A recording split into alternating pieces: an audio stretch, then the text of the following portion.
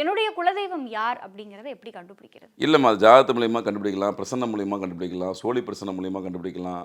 நிறைய முறைகள் இருக்குது கண்டுபிடிக்கிறதுக்கு. இது எல்லாமே நான் பார்க்கல அப்படின்னாலும், குறிப்பிட்ட தெய்வங்கள நம்ம ஏத்துக்கலாம். இப்போ பார்த்தீங்கன்னா, ஃபார் எக்ஸாம்பிள் அங்காள பரமேஸ்வரியும் குலதெய்வமா ஏத்துக்கலாம், டிஃபால்ட்டா. எனக்கு எதுவும் தெரியல, நிறைய இடத்துல குழப்புறாங்க அப்படின்னாலும், அது காரணம் உங்க கர்மா தான். உங்களுக்கு 5, 9 பாதிக்கப்பட்டுச்சுன்னா, குலதெய்வ பிரச்சனை ஆட்டோமேட்டிக்கா வந்துரும். அது கர்ம வினையோட சேர்ந்தது, ஜாதக விஷயம். எதுவுமே தேவையில்ல அப்படின்னு நாங்கள் அங்காள பரமேஸ்வரி கெட்டியமா பிடிங்க. கண்டிப்பாக அவங்க வழி காமிச்சிருவாங்க. இதில் 4, 5 விஷயம் இருக்குமா, அதில் ஒரு விஷயம் மட்டுமே கிடையாது. இப்போது எப்படி ஒரு தெய்வத்துடைய கடாட்சத்தை பெறதுக்கு ஒரு சில பூஜை முறைகள் பண்ணுறோம், ஒரு சில யாகத்தை பண்ணுறோமோ, அந்த குலதெய்வத்துக்குன்னு பிரத்யேகமான முறைகள்லாம் இருக்குது. அது ஒன் டு ஒன் சம்மந்தப்பட்டவங்க தெரிஞ்சுக்கணும். அது இன்னொன்று, அவங்க எந்த நாளில் எப்படி செய்யணுன்ற வழிமுறைலாம் இருக்குது. ரொம்ப எளிமையான வழிமுறை தான்.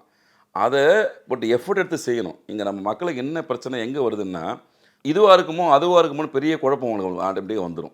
இந்த தெய்வமாக இருக்காது, அந்த தெய்வமாக இருக்காது, நம்ம மாற்றி கும்பிட்றோம் அப்படின்ற ஃபீல்லாம் ஆட்டோமேட்டிக்காக வந்துடும். அப்படிலாம் தயவுசெய்து செய்யாதீங்க. திரும்பவும் சொல்கிறேன், உங்கள் குலதெய்வத்துக்குள்ளே ஒரு குழப்பம் வந்துருச்சு, எனக்கு இதுவா அதுவா அப்படின்னா, நம்ம தமிழ்நாட்டுக்கு மக்கள் நான் சொல்கிறது, டீஃபால்ட்டாக அங்காள பரமேஸ்வரிட்ட போய் சரணடைஞ்சிருங்க.